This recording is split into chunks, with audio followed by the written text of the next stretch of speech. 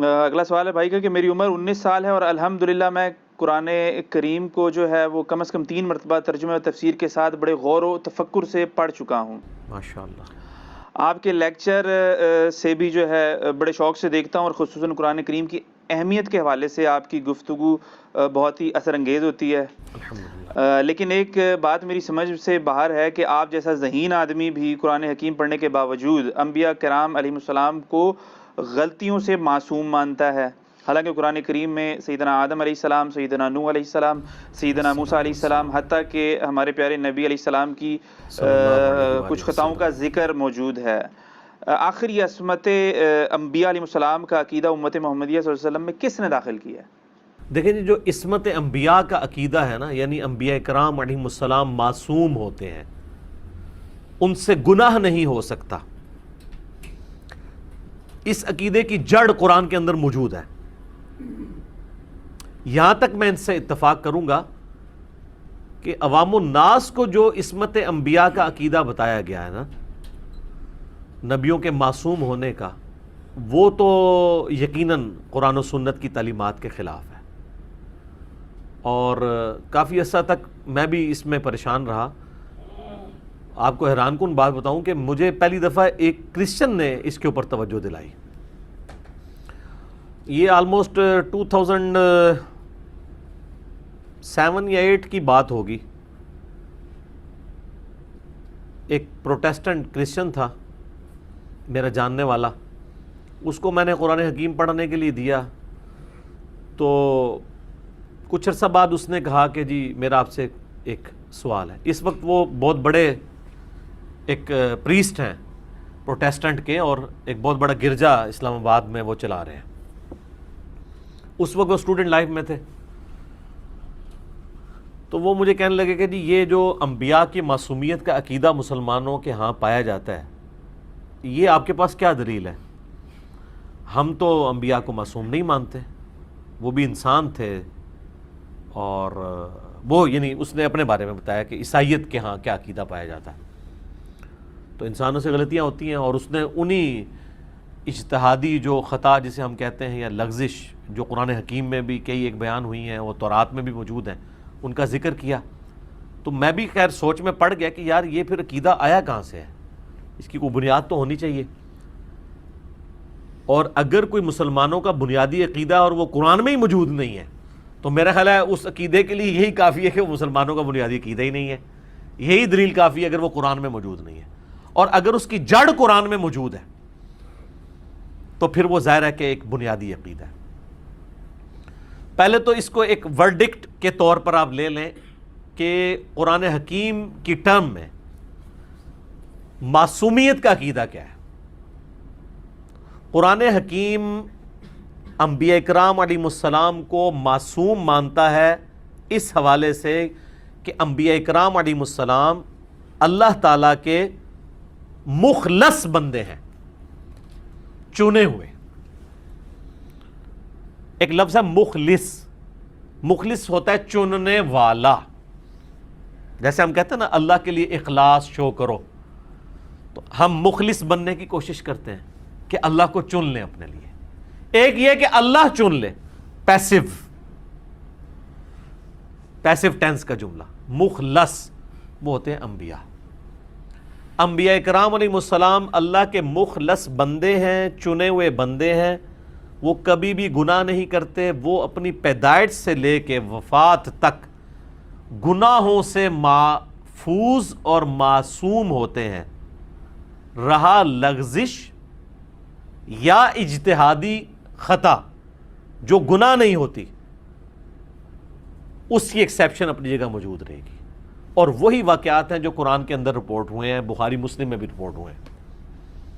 اگر یہ بنیادی بات سمجھ لیں گے تو آپ کو یہ پورے کا پورا عقیدہ سمجھ آ جائے گا، اور ظاہر ہے کہ اس کو سمجھنے کے لیے پھر ہمیں قرآن حکیم کی کریٹیکل آیات کو ڈسکس کرنا پڑے گا کہ مخلص چنا ہوا بندہ کون ہوتا ہے، جس کو اللہ کی طرف سے اسپیشل پروٹیکشن ہو، اگر وہ کہیں پر راستے سے ڈیویٹ کرنے کی طرف جانے جائے نا، تو اللہ تعالیٰ فوراً اس کا ہاتھ پکڑ کے اسے اس صحیح ٹریک کے اوپر چلا دے جو اللہ تعالیٰ کی ڈیمانڈ ہے۔ اس کی نمائندہ مثال آپ کو اپنے محبوب صلی اللہ علیہ وآلہ وسلم کے حوالے سے ہی دی جا سکتی ہے۔ قرآن حکیم میں آپ سورہ بنی اسرائیل کھول لیں، آیت نمبر 73، اعوذ باللہ من الشیطان الرجیم، بسم اللہ الرحمن الرحیم، وَإِن كَادُوا لَيَفْتِنُونَكَ عَنِ الَّذِي أَوْحَيْنَا إِلَيْكَ، اور یہ کافر تو اس بات پر تلے ہوئے ہیں کہ آپ کو فتنے میں ڈال دیں اس بات کے بارے میں جو ہم نے آپ پر وحی کی ہے۔ اور وہ فتنہ کیا ڈالیں؟ لِتَفْتَرِيَ عَلَيْنَا غَيْرَهُ، کہ آپ ہم پہ کوئی جھوٹ منسوب کر دیں، جو سورہ یونس کی آیت نمبر 15 اور 16 میں بھی آیا نا کہ اے نبی اس قرآن کو بدل دو یا کوئی اور قرآن لے آؤ۔ ظاہر قرآن تو بہت سخت دعوت والا ہے، تو اللہ تعالیٰ نے فرمایا تھا کہ اے نبی آپ فرما دو کہ مجھے کوئی اختیار نہیں ہے کہ میں اس کو اپنی مرضی سے بدل سکوں، بلکہ پھر اس کا کلائمیکس ساتھ آیا، انی اخاف ان عصیت ربی عذاب یوم عظیم، اے نبی تم فرماؤ میں تو خود اس بات سے ڈرتا ہوں کہ بالفرض اگر میں نے بھی اپنے رب کی نافرمانی کی تو بڑے دن کا عذاب مجھے بھی آ پکڑے گا۔ اس سے سخت الفاظ کیا ہو سکتے ہیں؟ تو یہ اسی کی طرف ہے کہ یہ تلے ہوئے تھے کہ آپ کو اس وحی سے ہٹا دیں، فتنے میں مبتلا کر دیں کہ آپ ہم پر کوئی جھوٹی بات منسوب کر دیں۔ وَإِذًا لَاتَّخَذُوكَ خَلِيلًا، اور اگر ایسا ہو جائے تو پھر یہ آپ کو اپنا دوست بنا لے کہ ٹھیک ہے آپ نے کمپرومائز کر لیا۔ وَلَوْلَا أَن ثَبَّتْنَاكَ، اور اگر ہم آپ کو ثابت قدم نہ رکھتے، لَقَدْ كِدتَّ تَرْكَنُ إِلَيْهِمْ شَيْئًا قَلِيلًا، تو بے شک آپ بھی ان کی طرف تھوڑا بہت جھک ہی جاتے۔ یہ اللہ تعالیٰ اپنے کامنٹس دے رہا ہے کہ اگر ہم نہ آپ کو تھامتے تو آپ نے تھوڑا بہت ان کی طرف جھک جانا تھا۔ تو کس نے بچایا؟ اللہ نے۔ جھک کیوں جانا تھا؟ اس لیے کہ انبیاء اکرام روبوٹ نہیں ہوتے۔ انبیاء اکرام کی معصومیت فرشتوں والی معصومیت نہیں ہے۔ فرشتوں کے اندر تو کمپیٹنسی نہیں ہے نافرمانی کی، انبیاء اکرام علیہ السلام میں اس کی کمپیٹنسی اور پوٹینشل موجود ہوتا ہے، لیکن اللہ کے خوف کی وجہ سے وہ بچ جاتے ہیں۔ اور یہی وجہ ہے کہ ہم انبیاء کو فرشتوں سے افضل مانتے ہیں۔ معصوم وہ بھی ہے، معصوم یہ بھی، ان کو ہم اس لیے افضل مانتے ہیں کہ یہ اس کمپیٹنسی کو رکھنے کے باوجود گناہ سے اپنے آپ کو بچا لیتے ہیں، خوف خدا کے غلبے کی وجہ سے۔ یہ ان کو ان سے ممتاز کر دیتی ہے۔ اور میں تو انبیاء کے سوا بھی باقی لوگوں کو محفوظ عن الخطا ماننے کے لیے تیار ہوں، یہ حقیقت بات ہے۔ ائمہ اہل بیت ہوں، اولو العزم صحابہ ہوں، صحیح العقیدہ اولیاء ہوں، جن کو ایک بار خدا کی معرفت ہو جائے، معصوم کا لفظ ان کے لیے بے شک نہ بولا جائے لیکن محفوظ ہو جاتے ہیں وہ۔ اور اس کی مثال میں اکثر دیتا ہوں کہ آپ کو کئی دنوں کا فاقہ ہو، آپ کے سامنے ایک خوشبودار بریانی کی پلیٹ لا کے رکھی جائے اور وہ آپ کی فیوریٹ ڈش بھی ہو، اور سامنے 15-20 نورانی شکلوں والے بزرگ بھی بیٹھے ہوئے ہوں جنہوں نے آپ کو مدعو کیا ہو، اور ایک کلین شیپ بندہ آپ کے کان میں آ کے کہہ دے کہ جتنے حضرت صاحب ہیں نا انہوں نے اس میں زہر ڈالا ہوا ہے، آپ اس کو پھر یہ نہیں کہیں گے یار پہلے داڑھی رکھ کے پھر میرے نال گل کر۔ ہاں، ایمان کا جب خطرہ ہوتا ہے نا تو آپ کو داڑھی والے کی بھی بات نہیں سمجھ آ رہی ہوتی، قرآن و حدیث بھی سمجھ نہیں آ رہا ہوتا، کیونکہ آپ سمجھنا نہیں چاہ رہے ہوتے۔ اور جب جان کی باری آتی ہے تو پھر آپ کو اتنے داڑھی والوں کے مقابلے پہ کلین شیپ کی بات بھی سمجھ آ رہی ہوتی ہے، تو آپ کی بھوک اسی وقت نہیں مر جائے گی۔ آپ کو لاکھ کوئی توجہ دلائے کہ جناب آپ ذرا خوشبو کی طرف دیکھیں، چونکہ آپ اس بریانی کے اندر چھپے ہوئے زہر قاتل کی طرف توجہ چلی جائے گی، آپ کی بھوک بھی مر جائے گی، تو وہ آپ کو بریانی اٹریکٹ نہیں کر سکے گی۔ اس طرح جو اللہ کے نیک بندے ہوتے ہیں نا، ان کو گناہوں کے اندر چھپا ہوا جب عذاب یاد آتا ہے نا تو وہ گناہوں سے محفوظ ہو جاتے ہیں۔ اور یہی وہ چیز ہے جسے صحیح بخاری میں کہا گیا ہے کہ کوئی شخص بھی میرا قرب فرائض کے بغیر حاصل نہیں کر سکتا، اور نوافل کے ذریعے وہ میرا اتنا قریب ہو جاتا ہے کہ میں اس کے ہاتھ بن جاتا ہوں جن سے وہ پکڑتا ہے، میں اس کے پاؤں بن جاتا ہوں جس سے وہ چلتا ہے، میں اس کی آنکھیں بن جاتا ہوں جس سے وہ دیکھتا ہے، میں اس کے کان بن جاتا ہوں جس سے وہ سنتا ہے.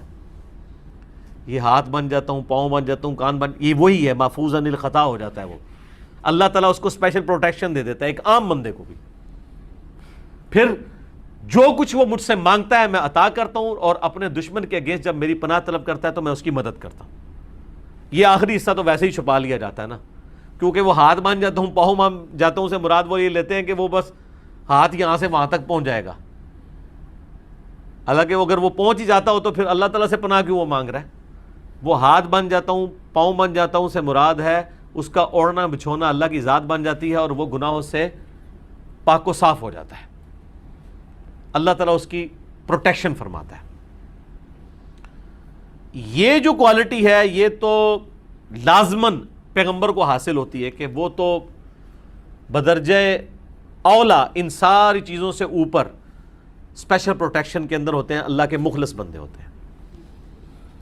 تو اللہ تعالیٰ مارا ہے کہ قریب تھا کہ آپ بھی ان کی طرف جھک جاتے تھوڑا سا. اذا لأذقناک ضعف الحیات وضعف الممات، اور اگر ایسا ہو جاتا تو ہم آپ کو دنیا کی زندگی میں بھی دگنا مزہ چکھاتے اور آخرت کی زندگی میں بھی. اب یہ کتنے سخت الفاظ ہیں.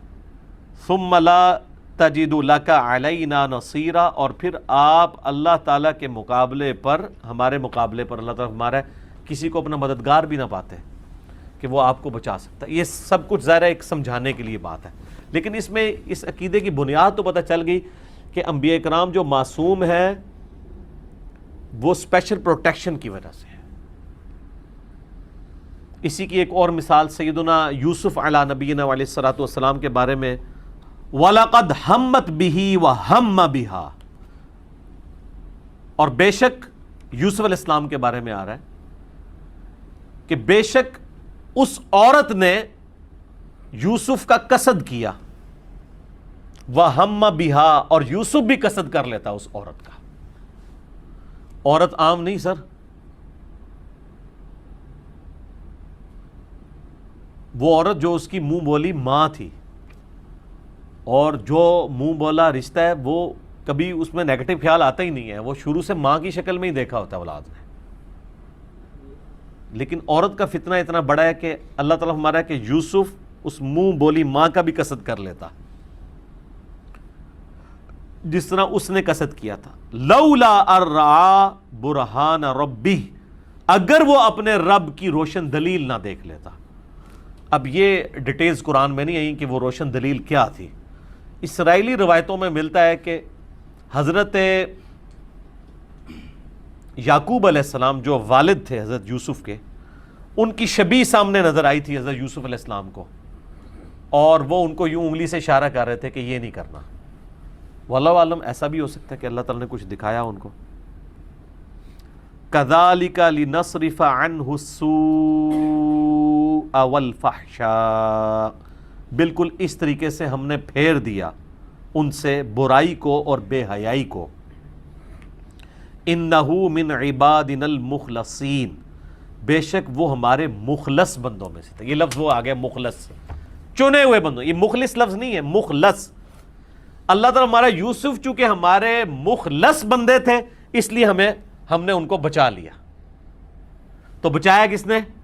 اللہ نے. تو یہ عصمت انبیاء کا عقیدہ یہ ہے کہ انبیاء کرام میں اگر کبھی گناہ کی طرف جانے والا کو رجحان بھی آ جائے تو اللہ تعالیٰ اسپیشل پروٹیکشن کے ذریعے ان کو بچا لیتا ہے. باقی ربورٹ والا معاملہ نہیں ہے. یہ جو اکثر لوگ سورۃ النجم کی آیت پیش کرتے ہیں نا، وما ينطق عن الهوى ان هو الا وحی یوحى، نبی علیہ السلام اپنی خواہش نفس سے کچھ نہیں کہتے، وہ تو وہی کہتے ہیں جو اللہ ان کو وحی کرتا ہے. تو سر یہ وحی کے معاملے میں ہے، یعنی قرآن آپ اپنی خواہش نفس سے نہیں بیان کریں گے، یا وحی غیر مطلوب جس کے ذریعے شرعی احکام نازل ہوئے ہیں وہ آپ اپنی مرضی سے بیان نہیں کریں گے. لیکن جہاں پہ اللہ تعالیٰ نے آپ کو کوئی حکم دیا اور اس میں آپ کے پاس کوئی اختیار تھا اجتہاد کرنے کا، اس میں اگر آپ صلی اللہ علیہ وآلہ وسلم نے کوئی اجتہاد کیا تو وہ آپ کا ذاتی اجتہاد ہوگا. اگر اللہ تعالیٰ اسے ایکسیپٹ کر لے گا تو وہ دین کا حصہ بن جائے گا، اور اگر اللہ تعالیٰ اس میں مزید بہتری فرما دے گا تو وحی کے ذریعے آگاہ کر دے گا. اور وہ جو ریمیڈی کہلاتی ہے نا، اس کو ہم کہتے ہیں اجتہادی خطا تھی جس کی ریمیڈی اللہ نے وحی کے ذریعے کی. اسی لیے ہم اسے گناہ نہیں کہتے، بلکہ اس اجتہادی خطا کے اوپر بھی ایک اجر ملتا ہے. بخاری اور مسلم دونوں میں حدیث ہے، نبی صلی اللہ علیہ وآلہ وسلم نے فرمایا کہ اگر حاکم وقت اجتہاد کرے اور وہ صحیح رزلٹ تک پہنچے تو اللہ تعالیٰ اسے 2 اجر دے گا، اور اگر وہ غلط رزلٹ پہ پہنچے تو پھر بھی اللہ تعالیٰ 1 اجر اسے دے گا، کیونکہ اس نے پوری کوشش کی اپنی طرف سے ایک حق بات تک پہنچنے کی. تو وہ پھر اجتہادی خطا کا جو لفظ بولا جاتا ہے نا جس پہ اجر ہے، پھر وہ اس حاکم وقت کے پوائنٹ آف ویو سے بات کی جاتی ہے. یعنی جس طرح ہم کہتے ہیں کہ سیدنا علی رضی اللہ تعالیٰ عنہ کی تمام جنگیں حق پہ تھیں، جمل صفین اور نہروان اپنے مخالفین کے خلاف. معاذ اللہ اگر یہ غلط بھی ہوتی تب بھی مولا علی کو 1 اجر مل جانا تھا، لیکن یہ اتنے ظالم ہیں ناصبی کہ وہ مخالفین کے اوپر اجتہادی خطا والی بات کر رہے ہوتے ہیں.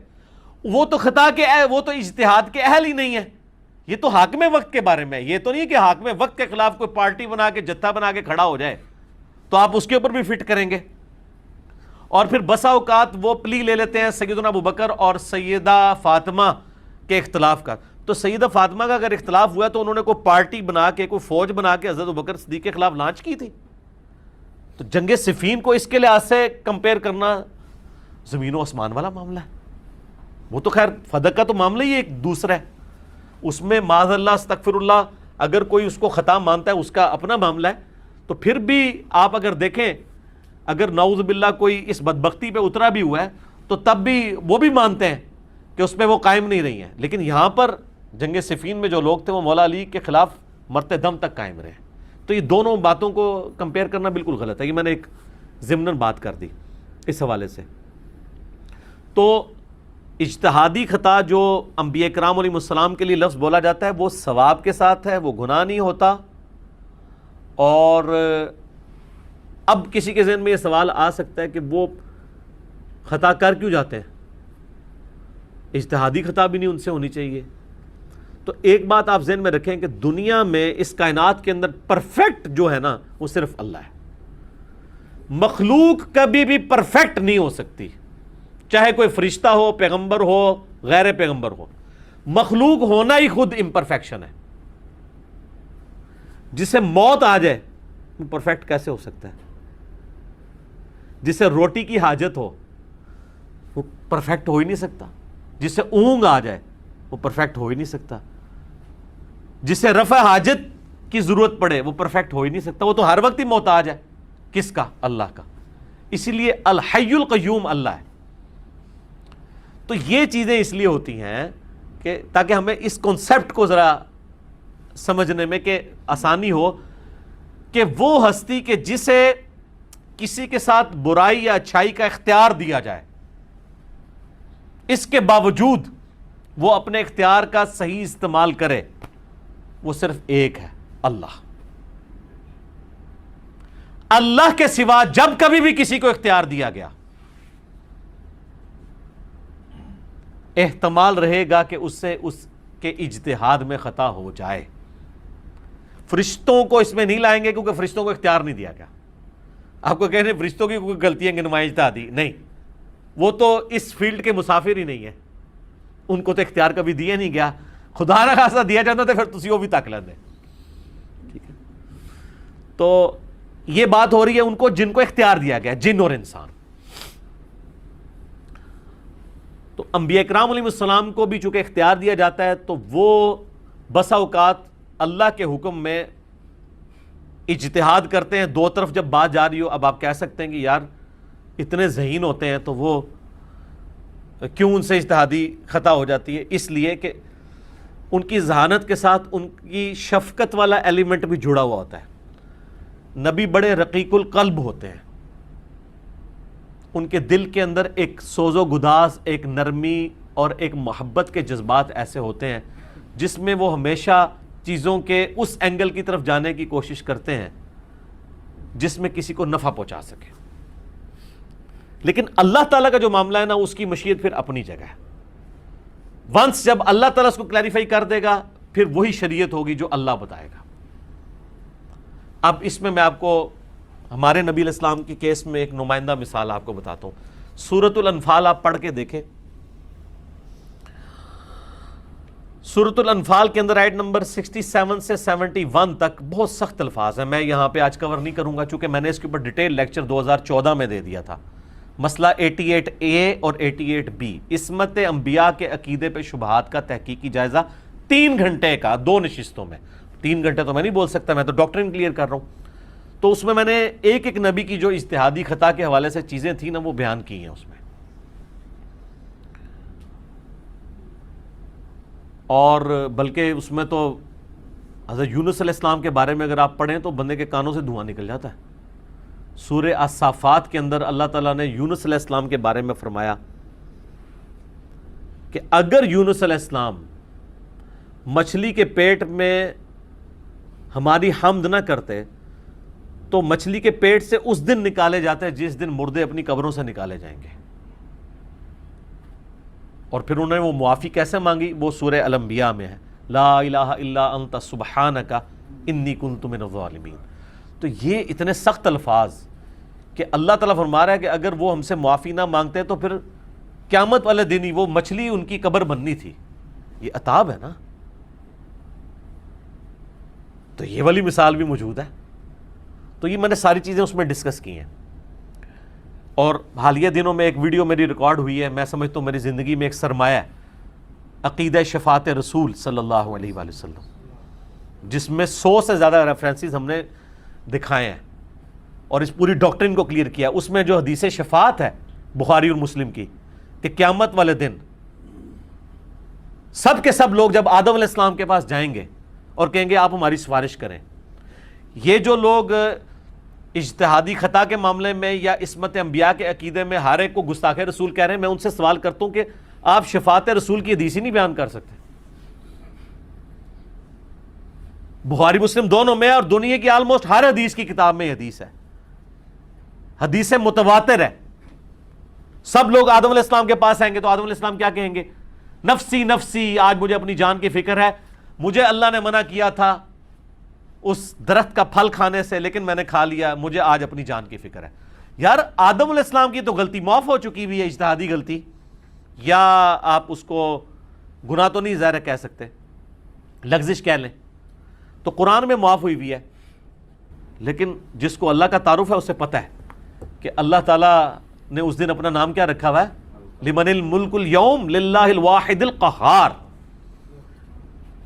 تم جاؤ نوح کے پاس، پھر نوح علیہ السلام کے بعد لوگ جائیں گے، کتنے تعریفی کلمات بولیں گے کہ جی آپ کے بعد اللہ نے انسانیت دوبارہ سے چلائی، آپ کے یہ فضائل ہیں.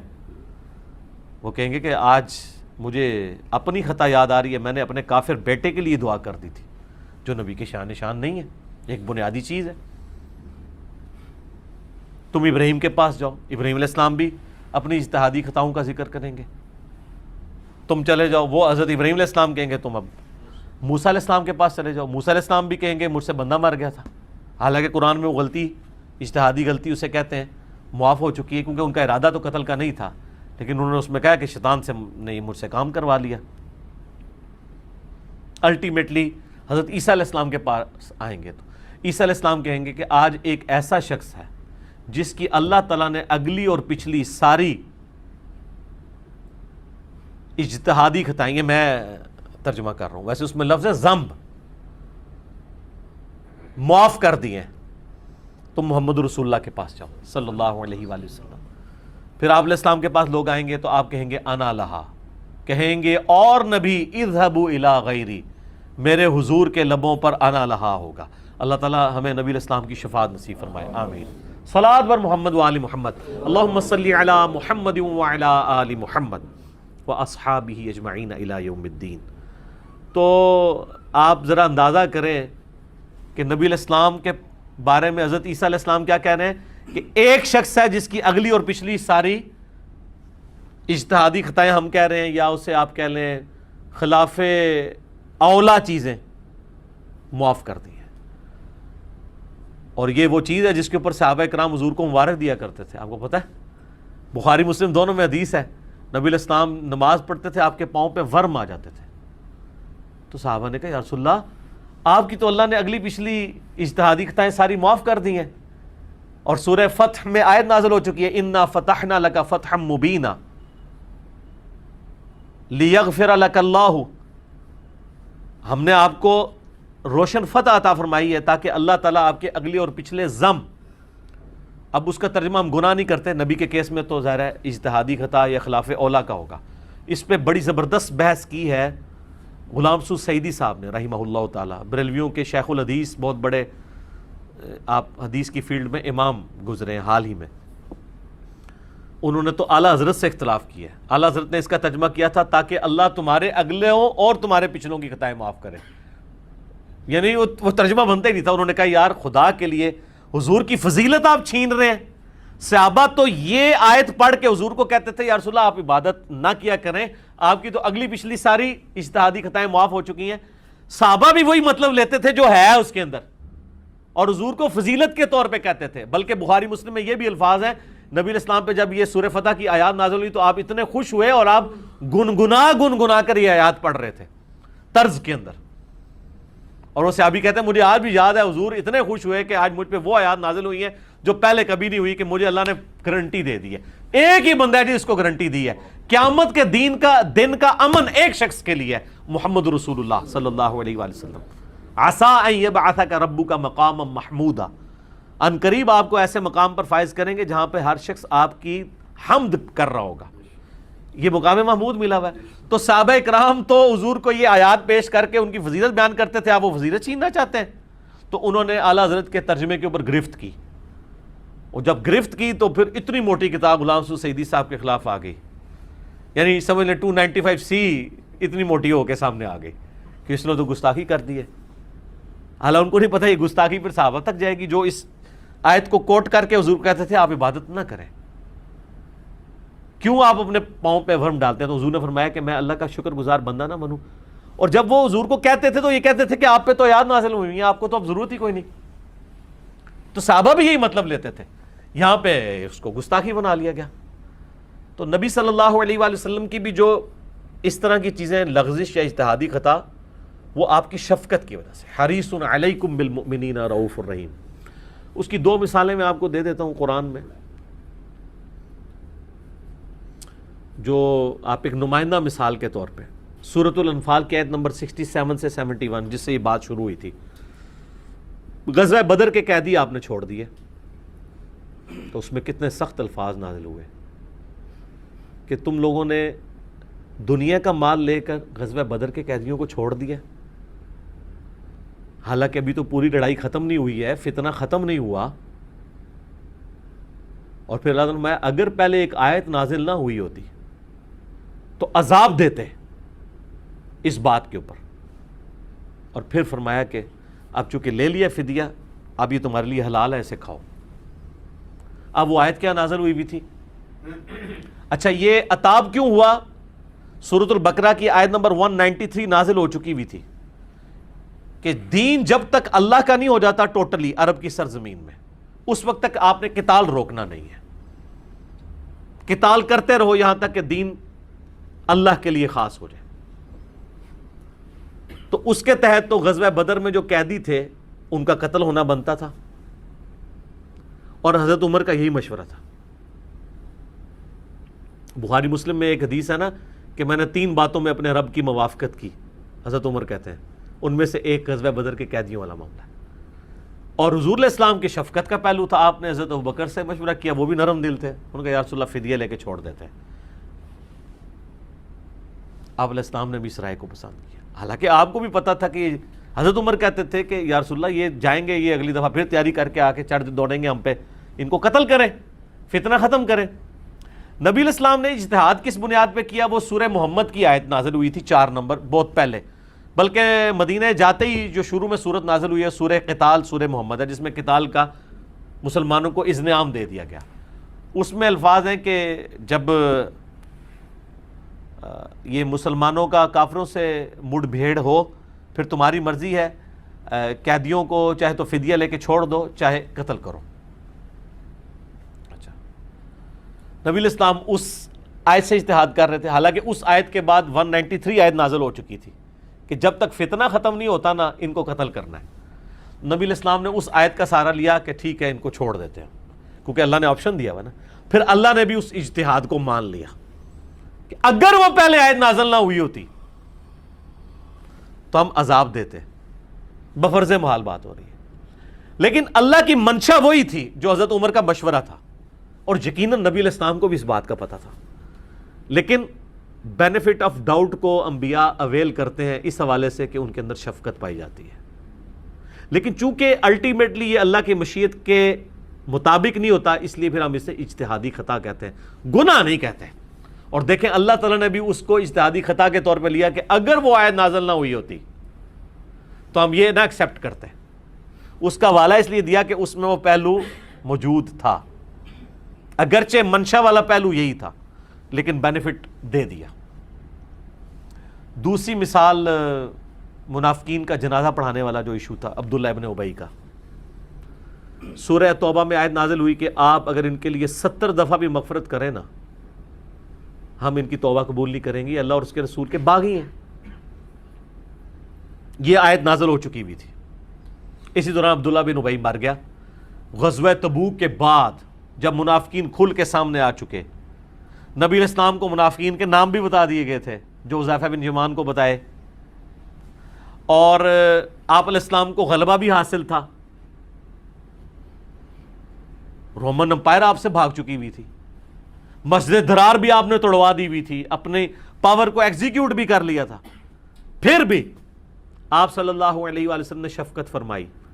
عبداللہ ابن ابی کا بیٹا جو ہے نا وہ صحابی تھا، اس کا نام بھی عبداللہ تھا.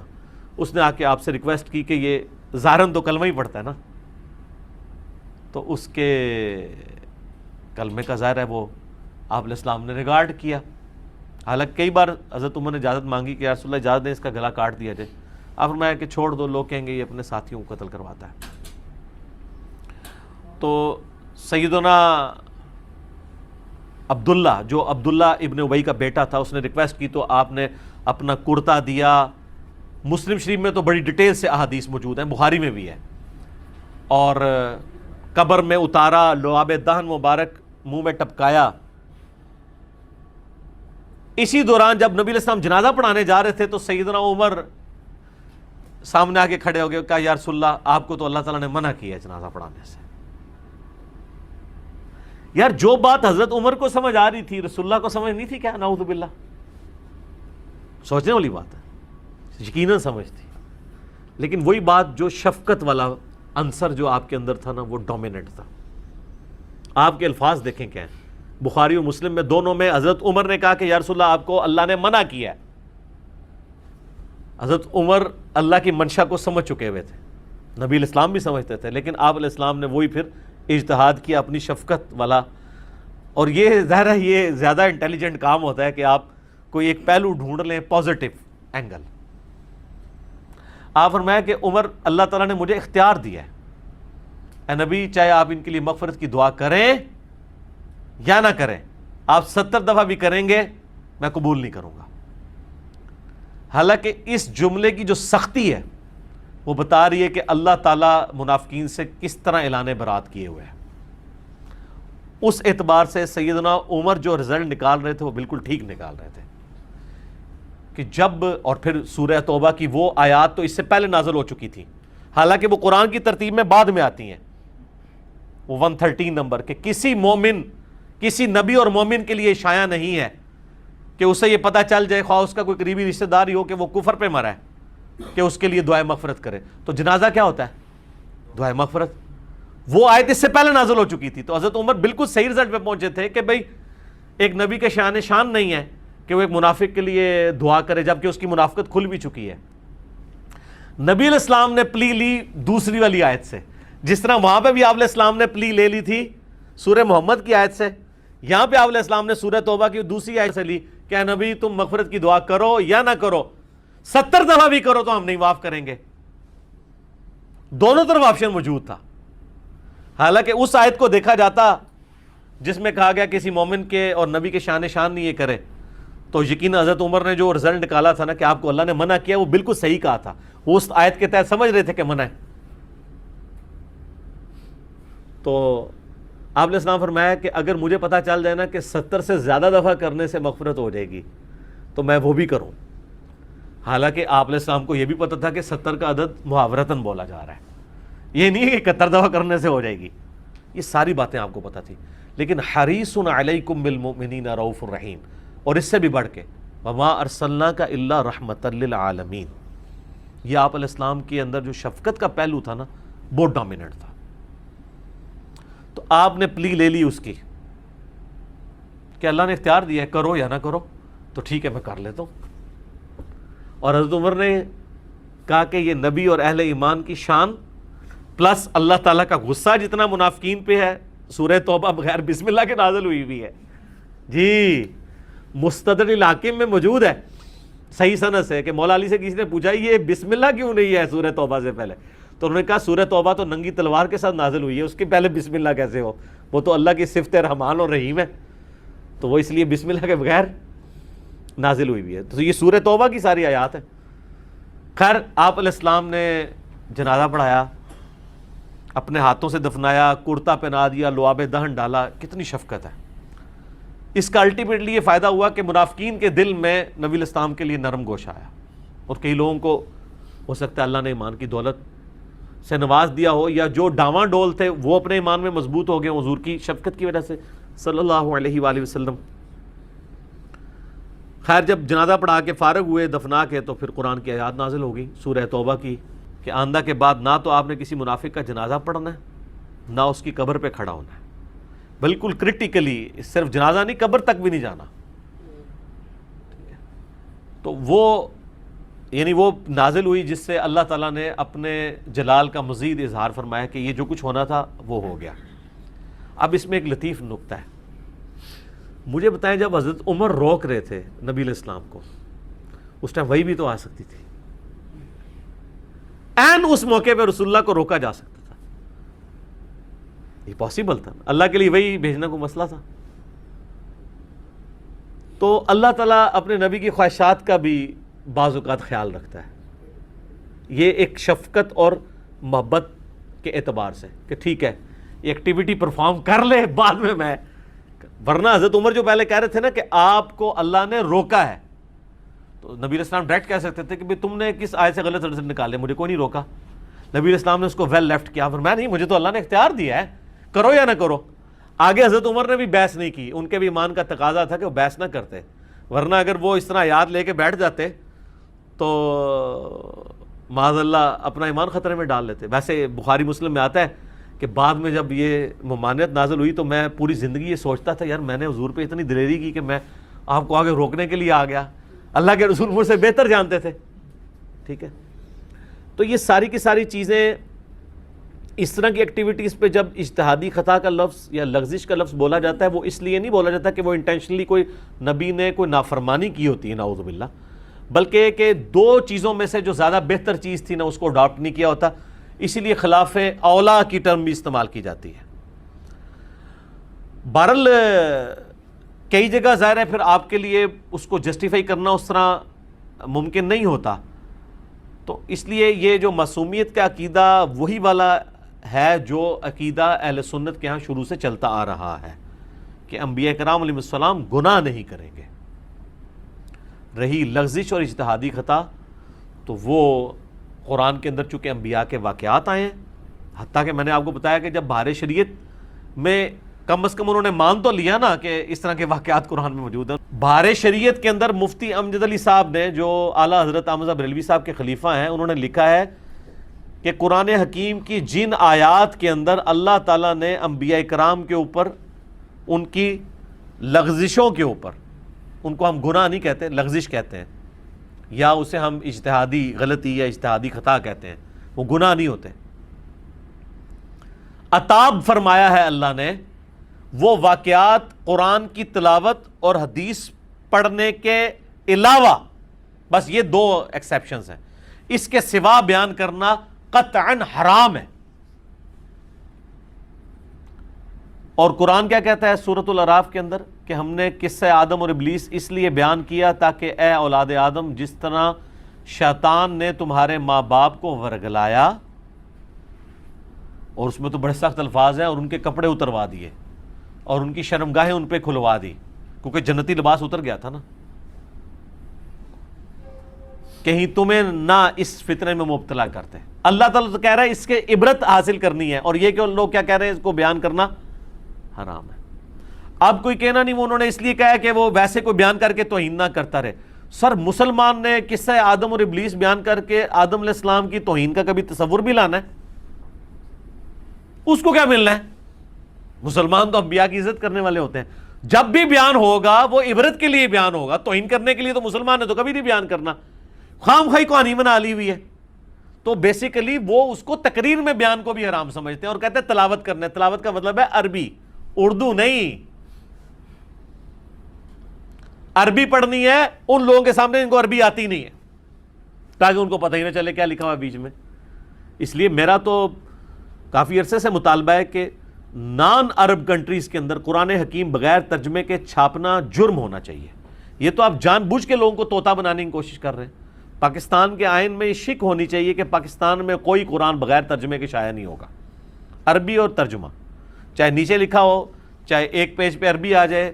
اگر وہ کہتا ہے نا کنٹینیوٹی رکتی ہے، تو آپ دیکھیں ترجمان القرآن والوں نے مولانا مودودی رحمہ اللہ تعالیٰ کا شائع کیا ہے ترجمہ، رائٹ والے پیج کے اوپر صرف عربی ہے اور لیفٹ والے پہ صرف اردو ترجمہ ہے، تو آپ کی کنٹینیوٹی بھی نہیں رکتی۔ اگر کسی نے صرف عربی پڑھنی ہے عربی پڑھے، اس نے اردو پڑھنی ہے صرف اردو پڑھتا جائے، لیکن بغیر ترجمے کے نہ چھپے، اور اس طریقے سے بغیر عربی کے بھی نہ چھپے، وہ بھی غلط ہے، کیونکہ ترجمہ کرنے والا بہرحال انسانی کوشش ہے، کہیں پہ اس کو خطا ہو سکتی ہے۔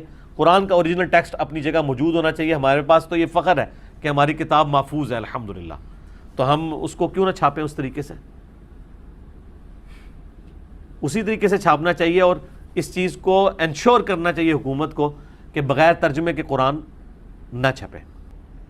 باقی یہ جو قرآن سے وہ سورۃ البقرہ کی آیت پیش کرتے ہیں، پہلے پارے کی آخر والی آیت تلک امۃ قد خلت، وہ بھی آؤٹ آف کانٹیکسٹ ہے۔ وہ تو اللہ تعالیٰ فرما رہا ہے کہ یہودیوں تمہیں حضرت ابراہیم کی نسبت کام نہیں دے گی، وہ ایک امت تھی گزر گئی، ان کے لیے ان کے اعمال ہیں، تمہارے لیے تمہارے اعمال ہیں۔ تمہیں یہ نہیں پوچھا جائے گا انہوں نے کون سے نیک اعمال کیے، تمہیں تمہارے نیک اعمالوں کے بارے میں پوچھا جائے گا، کیونکہ اس میں ہے لہا ما کسبت ولکم ما کسبتم، علیہا مکتسبت نہیں ہے، ان کے لیے ان کے نیک اعمال ہیں، ورنہ ہوتا ہے علیہا، ان پہ ان کی نعوذ باللہ برائیوں کا وبال ہے اور تم پہ تمہاری برائیوں کا وبال ہے۔ قرآن تو پورے کا پورا اس پہ کھڑا ہے کہ وہ تاریخ میں ہونے والی غلطیوں کو ہائی لائٹ کرتا ہے، چاہے وہ انبیاء کے قریبی ماننے والوں کی ہوں چاہے کسی اور کی، تاکہ باقیوں کے لیے عبرت کا سبق اس سے سیکھا جائے۔ تو اسی لیے دیکھیں جو لوگ قرآن پڑھتے ہیں نا، وہ پھر کہنے پہ مجبور ہو جاتے ہیں کیا کہ مرنے سے پہلے اے مسلمان کر لے اس پہ غور، کتابوں کا خدا اور ہے بابوں کا خدا اور۔ وہ کہتے ہیں یار یہ تو دین ہی اور ہے، اس میں تو باتیں ہی کچھ ہو رہی ہیں۔ ہم جس طرح اب یہ کہہ رہے ہیں کہ جی میں نے قرآن ترجمے سے پڑھا ہے، تو مجھے تو قرآن پڑھنے کے بعد کوئی اور رزلٹ نظر آ رہا ہے، تو ظاہر جو ہے وہی نظر آ رہا ہے نا۔ اب اس کی بجائے گستاخی کا فتویٰ لگا دینا بجائے سمجھانے کے، یہ غلط اپروچ ہے۔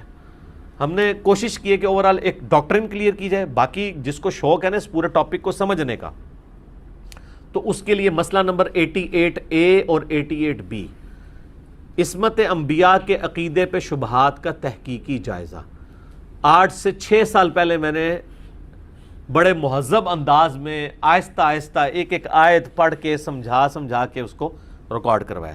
یہ لیکن یہ کہ ایک کلپ کی فارم میں ایک نٹ شیل کے اندر ایک گفتگو میں نے کر دی تاکہ آپ کو اوورال ایک ڈاکٹرن کلیئر ہو جائے اور آپ کو یہ معاملات سمجھنا آسان ہو جائے۔